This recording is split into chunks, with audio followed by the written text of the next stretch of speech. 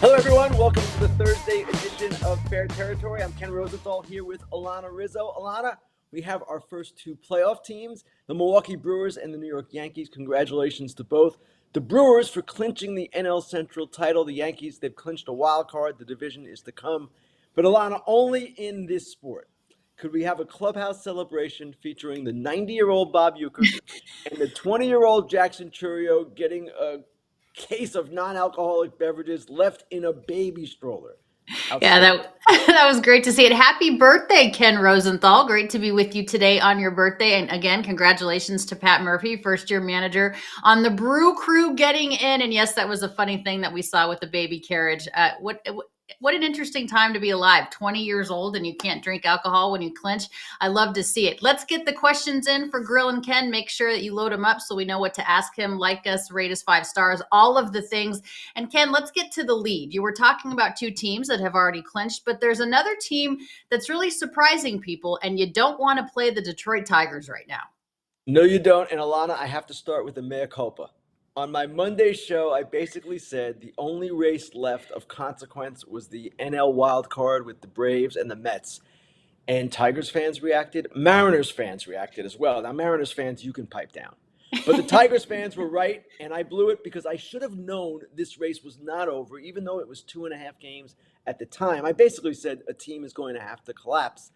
The Twins are the team ready to collapse, and they've been that way for a while, even with Correa and Buxton back. They're going with 3 rookie starting pitchers. They're going with a bullpen now that is exhausted. And the Tigers have been the best team in baseball for about 6 weeks now. 25-10 to get in this position. They are in commanding position, I would say, based on the way the Twins are playing. I know they're a half game out, and I know the Twins hold the tiebreaker, but which team would you rather play right now? Well, I certainly don't want to play the Tigers, and I certainly don't want to play the New York Mets. I know that AJ Hinch, the Tiger skipper, was on foul territory yesterday. He was also on high heat with me the other day on MLB Network, and he talked about the fact that, you know what, they have pictures of that. The rear view mirror objects are closer than they may appear. And Ken, that's the Detroit Tigers. And give them credit because, as AJ mentioned, it's not as if this is just over the course of the last week. If you go back to their last 33, 34 games, they have the best record in all of baseball. So they're getting hot at the right time. You also mentioned the Twins have scuffled as of late, but they've done it the last couple of years. What is it about the seasons that Minnesota can't finish off? Well, I can speak to this season. And you see the tweet from Aaron Gleeman, my colleague at The Athletic here, and certainly these two collapses are reminiscent of one another. This one, to me, is more based on injuries and depletion and the fact that they didn't do much, if anything, at the deadline. Now, the shocking thing there, though, is that the Tigers sold at the trade deadline. Do you remember? Jack Flaherty, out the door. Others out the door. Mark Cannon. Then they released Urshela, who is now playing for the Braves. They took a step backwards, and yet they got even better. They've got an interesting, intriguing core of young position player talent. That outfield is really fun with Parker Meadows, Wenzel Perez, and of course Riley Green. They've got Kerry Carpenter back in the lineup. That was a key addition for him. Meadows has played brilliantly. And what's amazing is through, I don't know, about maybe a week ago, this hot streak has been on the backs of Tariq Skubal and Yeah. Montero, the other pitcher. They were running bullpen games because they didn't have Casey Mize at the time. They didn't have Reese Olson. And yet, here they are. Their bullpen features a bunch of people that I don't know that too many casual fans can name. I don't know that too many baseball insiders can name. And yet, they're getting it done. Yeah, Montero with the complete game shutout. Tarek Skubal finally got the monkey off of his back. That was the Kansas City Royals. He's been such an unbelievable addition, of course, for them. Probably going to get the Cy Young Award in the National League. Now, how much do you put into the remaining schedule? As you can see, the AL wild card here, Ken, could very well be 3 AL Central teams getting into the postseason. Many of us not picking the Tigers, but they could very well be in that postseason picture. I generally don't put too much into the schedule because you have to be playing well and you can lose to any team. A lot of the non-contenders have nothing to lose at this time of year. But you notice there, the Tigers end with the White Sox at home. That to me should be a gimme. And I believe the Tigers are 9-1 against the White Sox this year. The White Sox have completely ruined the pennant race because they've laid down for pretty much everyone except the Guardians in that division. But At the same time, the Orioles are struggling. The Twins get the Red Sox, who have not played great of late. Miami's Miami, and Baltimore, who knows what state they'll be in by then. I would assume they would have clinched a playoff berth, and by then maybe they're not doing anything but gearing up. Although they've got some injured players returning that need to get hot again. So we will see. But at the same time, right now, the Tigers are the much hotter team. They've got this mojo going, they've got it all flowing, and they look like a team that is going to get there. Yeah, they do. Let's talk about the New York Yankees for just a second. They clinched a berth nonetheless, not the division yet. I really thought it was going to be a closer race here at the end, Ken, between the Yankees and the Baltimore Orioles. But the Yankees increasing their division lead, the Orioles just can't seem to be getting it going. Both these teams in the second half have not played their best, but in two of the last weeks, the two recent weeks, the Yankees have played much better. They've won 9 of 12. The Orioles have lost 8 of 10, and you see the Yankees celebrating there. There'll be a bigger celebration to come. The Orioles are a team right now that looks like an early knockout. Now, I say that with the caveat that last year, Texas Rangers, after they've lost 3 or 4 in Seattle to end the season, they looked like a team that was going to get knocked out early, and they came all the way through the postseason and won the World Series. Now, look at the Orioles and Yankees on June 20th. Both were among the best teams in baseball. Since then, neither has played particularly well. As I said, the Yankees have picked it up of late. The Orioles, 8 games under 500 since June 20th. Their deadline, aside from Zach Eflin, was not very good. They needed more offense, and they didn't really get it. And they had an unfortunate circumstance, too, when Jordan Westberg got hit on the hand the day after the deadline. They lost him. Yeah. The good news is, if there is good news here, Westberg is coming back. Urias is coming back. Those two guys are starting a rehab assignment. Danny Coulombe, one of their better relievers, is coming back. I don't know if it's enough. I don't know if their season can be turned around at this point. They're going to be in the playoffs. That's not the issue. The issue is they never got Grayson Rodriguez back. It still doesn't look like he's going to return. And their offense has fallen apart. It's been built on younger players, and a number of them have not performed in the second half, most specifically Rushman and Holiday, the way they envisioned.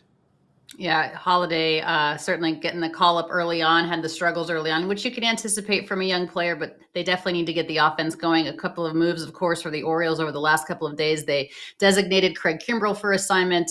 Sir Anthony Dominguez, obviously, it looks to be their closer.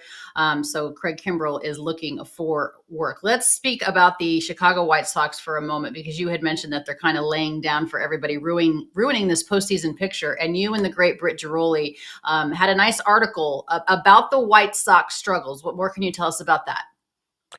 Well, I don't know that it was a nice article, Alana. Well, I don't know that I I would use enjoyed that reading description. it. I know what I you're saying. enjoyed reading it, but I don't know that it wasn't nice about the franchise, but it was well written, is how I should have said No, it. Alana, thank you. And listen, when you're on the verge of breaking an all-time record, as the White Sox are, the record of 120 losses by the 1962 Mets, they're at 117. It prompts questions. And the questions that Britt and I asked were, well, why did this happen? How did they get here?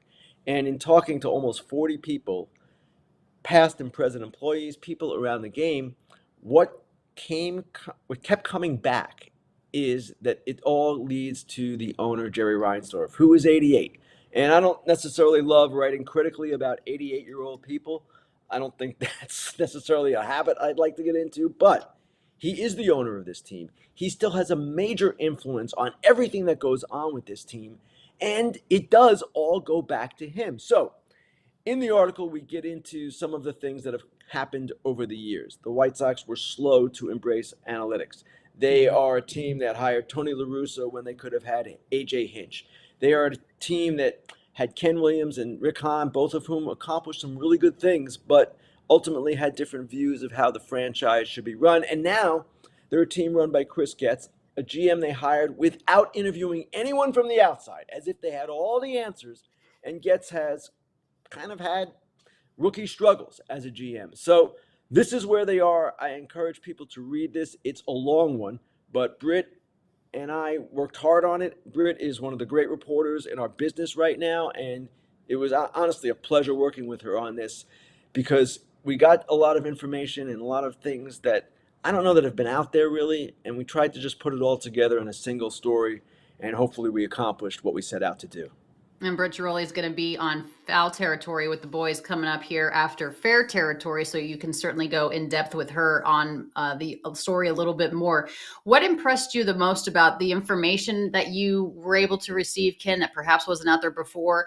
And moreover, some people were actually able to and willing to put their name on it and give you some quotes and take accountability. Tell us more about that.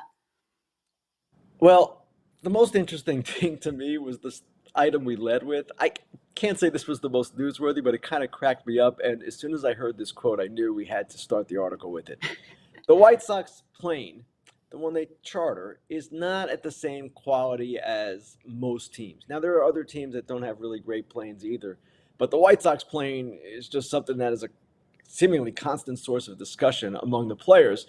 And one of the former players told me that at one point this season, they had just acquired a guy, and he gets on the plane and he goes, "Come on, man, no show plane."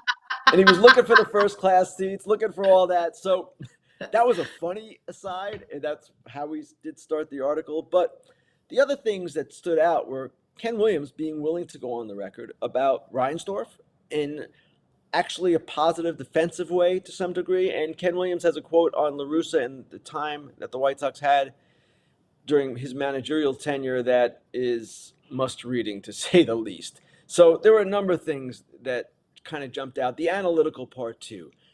Britt did some really good reporting on this, how they just have been backwards, to say the Mm-hmm. least, on analytics. And listen, analytics are not everything. We all know that. But in today's game, you have to use them, and you have to use them properly. And they did not do that, have not done that. Yeah, you have to at least be willing to incorporate some form or fashion when the other 29 teams are doing so. That story about the plane reminds me of the Colorado Rockies plane, Ken, before they have the current plane that they're using. There was a plane, I swear to you, it was being used in World War II, and they named it Mimi. And I remember very distinctly when we were trying to take off. This is as you know, or the reporter for the Rockies at the time, and it would barely get off the ground enough to where you're skimming the tree tops on ascent. They have since retired Mimi, thank goodness, much to the pleasure of the Colorado Rockies organization. All right, we're going to be right back after a quick word from AJ Przinsky, Eric Kratz, and Scott Braun. We get it. Mornings are nuts. No time for breakfast, but you need to get your day started right. What if a delicious, nutritious meal could be ready in seconds? Support for Foul Territory is brought to you by Huel, the world's #1 complete nutrition brand. With over 400 million meals sold worldwide, Huel is trusted by millions of people looking to fuel their days with convenient, complete nutrition. Try it for yourself with this exclusive FT offer. 15% off with the code FOUL at Huel.com.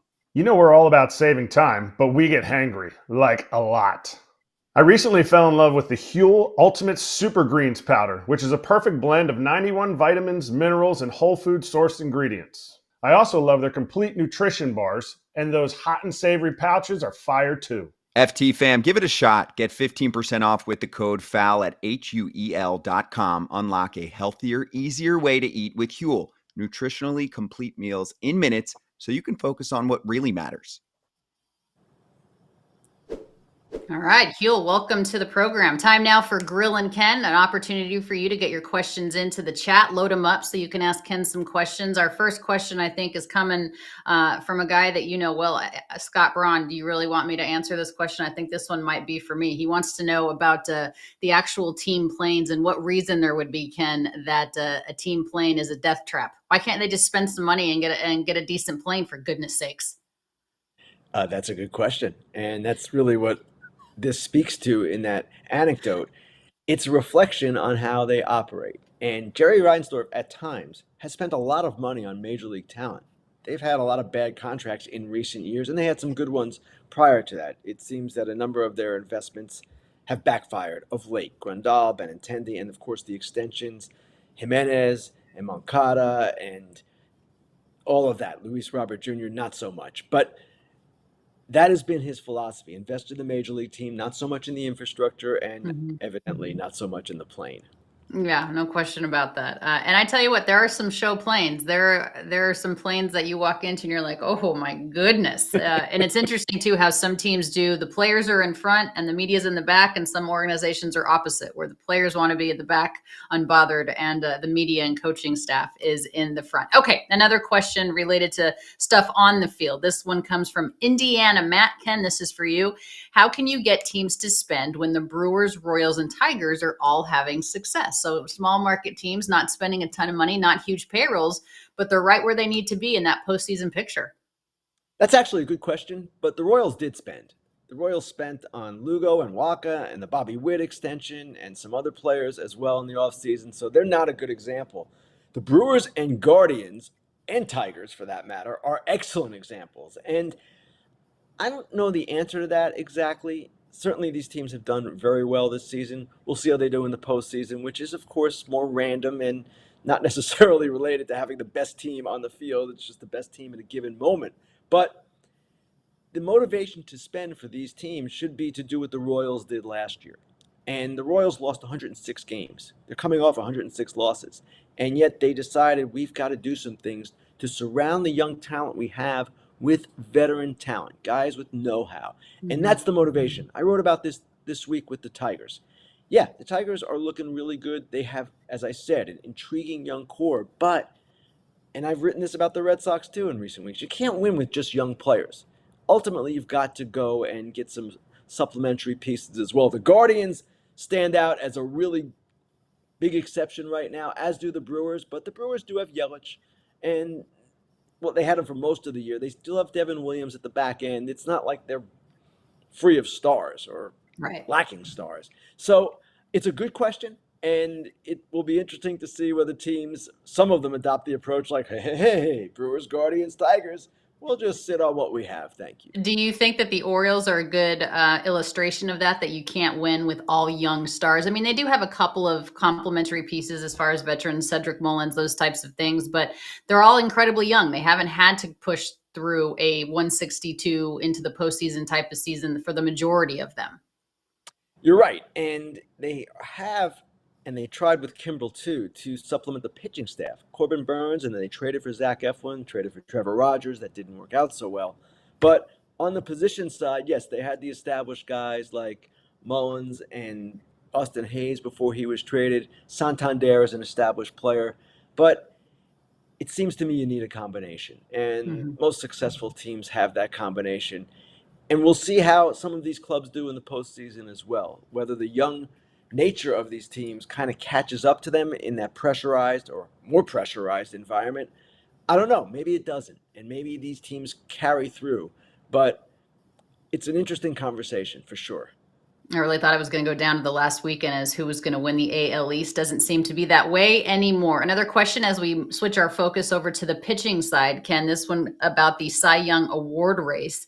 How can you, let's see, we also talk about the supposed race between Emmanuel Clase and Skubal for Cy Young. So he doesn't think there should be any discussion, I guess, between these two. One obviously is a starter, one is not. One's the best reliever in the game. How do you envision this race going?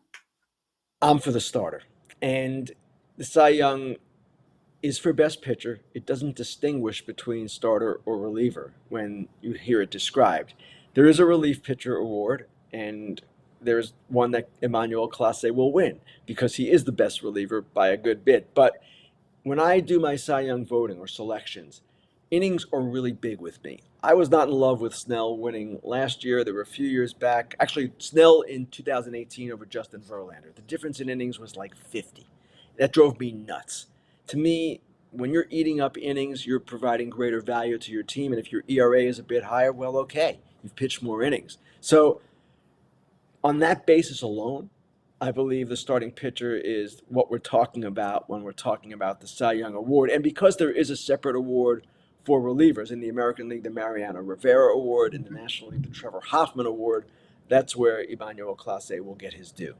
Yeah, I completely agree. All right. Somebody wants to know about the Boston Red Sox and the offseason. As we move to the offseason for them, Comic Things has this to say. Do you get a sense within the walls of Fenway Park? I was there last night, by the way. Post Malone was fantastic. That this is going to be a big offseason for Boston. And what's the impression of your first year with Breslow and what he has done? I'm not sure I can say I have a sense for what is going to happen. I have written about what I think should happen, and what I think should happen is that they should turn it up. That the offseason that was promised last year, the full throttle offseason, I don't know that we need to go to that extent, but certainly they need to do some things. And I've written about the possibility of acquiring or signing a third baseman like Alex Bregman, moving Devers to first, trading Casas. They're going to need to make some trades. They have so many young players. They're kind of like the Orioles were and have been, just overloaded with young position talent. They need a number one starter. They are going to need bullpen help as well. So I anticipate that they will be active. And as for Breslow, he is in his first year. The deadline did not turn out great. The two relievers they both got hurt. James Paxton got hurt.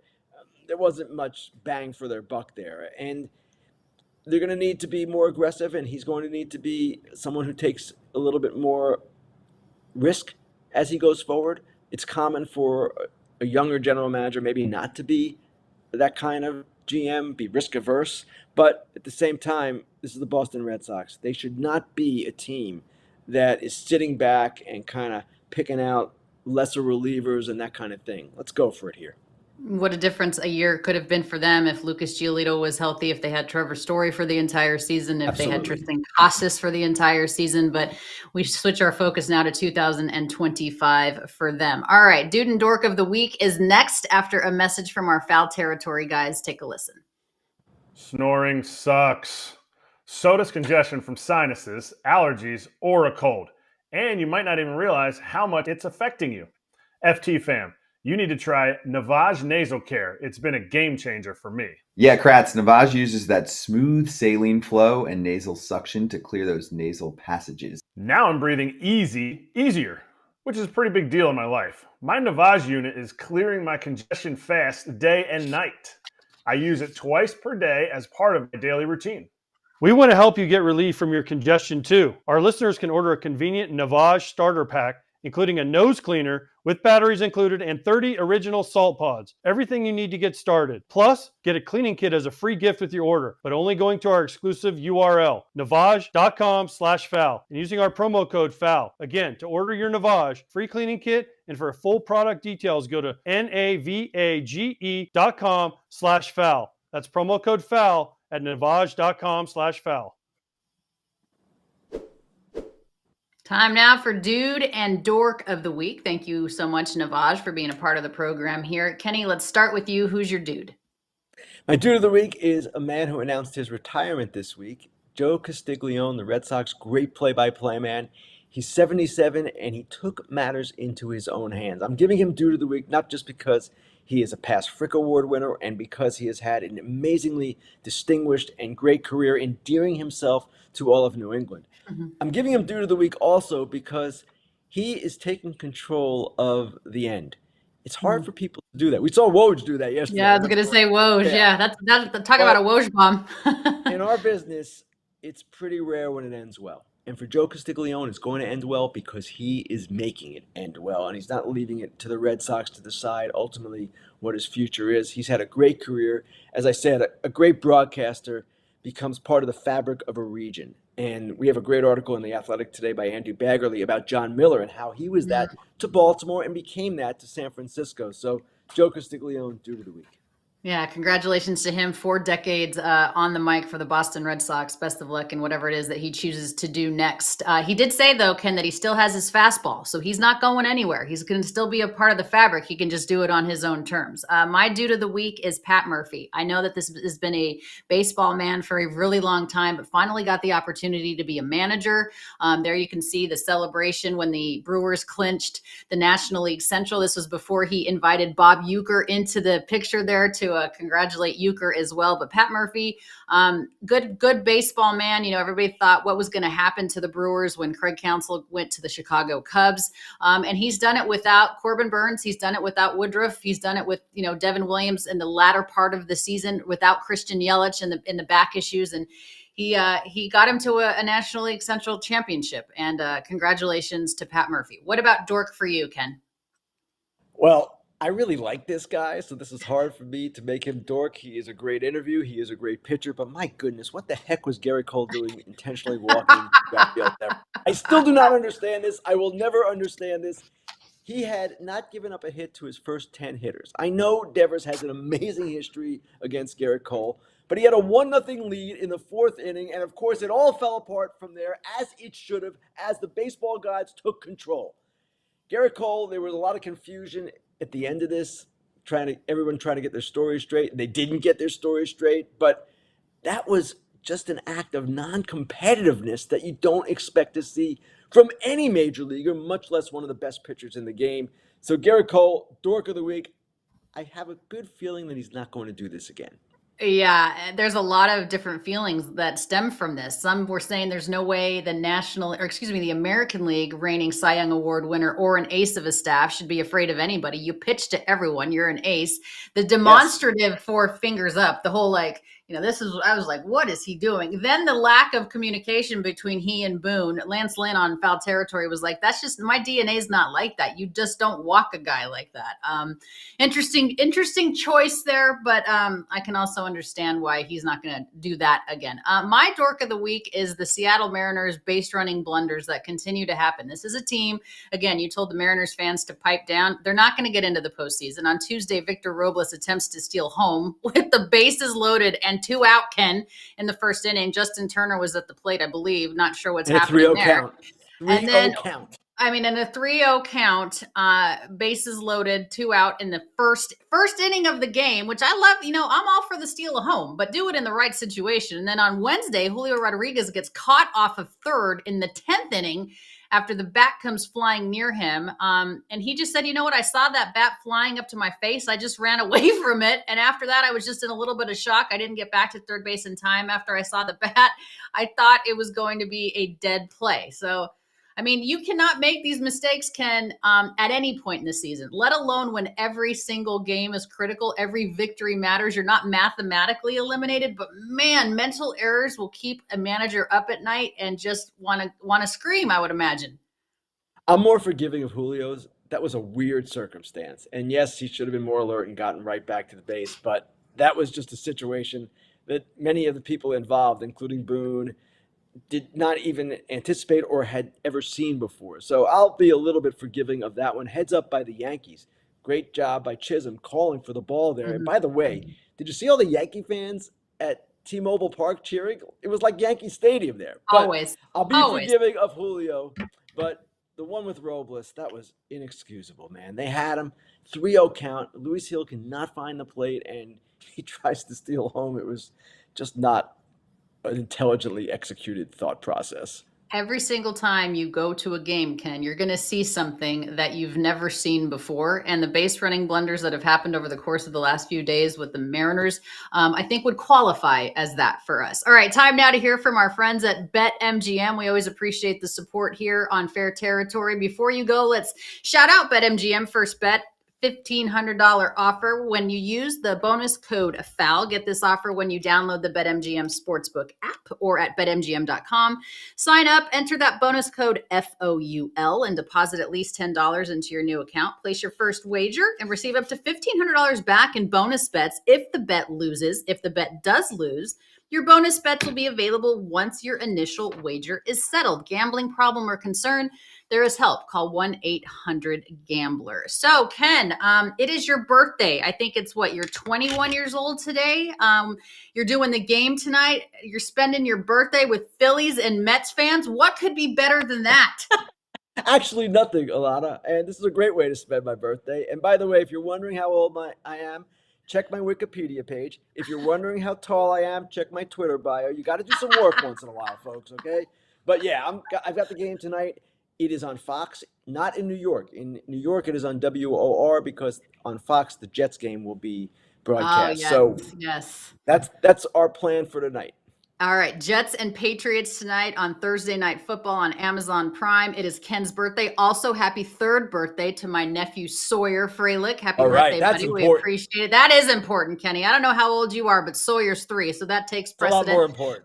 Don't forget that Britt Giroli will continue the conversation about the article that she and Ken did on the Chicago White Sox. Fair territory is over. Foul territory is next. And by the way, a special programming note for you, Ken. A new fresh fair territory is on Tuesday of next week, not Monday. That's true. Thank you. All right. Your social calendar is a little bit busy on Monday. Thanks for being with us here on Fair Territory. Have a great week. We'll talk to you soon.